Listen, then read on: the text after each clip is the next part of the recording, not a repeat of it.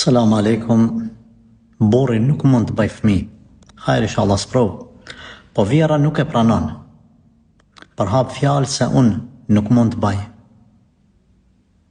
Kjo është shpifje, kjo haram, kjo mëkat i madh. E drejtë jote është nëse dën me jetu me atë burr, me pranu që ashtu që është, elhamdulillah.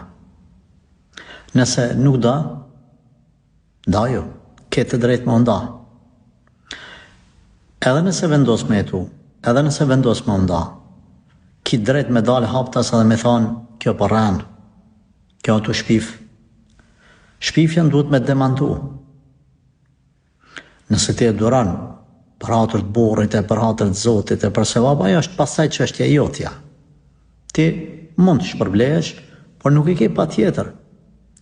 Tash, sprov kjo është e Zotit, për bashkërtin tanë, ajo nanë, duhet me pranu, më thonë jo, Allah, faj është. Allah gjele ka shkru që djali mës me pas. Pseja që të nusës faqen e zesë? Këta njerëz janë të pa kuptimt. Prandaj në Islam lejot me demantu shpifjen. Por pastaj pasojet çfarë mund të jenë nëse ti del dhe ju thunë njerëzve nuk është e vërtet kjo që apo thot vjera.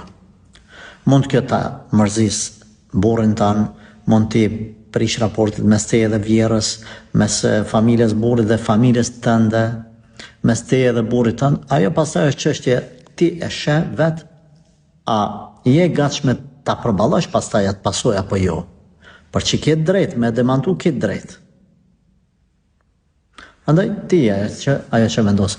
Unë këshilloj që me konsideru si një sprov prej Zotit, nuk po tham mos e lyp drejtën tonës, po tham, por lutë Allah në gjellë që ta baj hajër këtë, edhe për bashkëshortin tonë dhe për ty dhe për të gjithat atë cilët janë në këtë gjendje.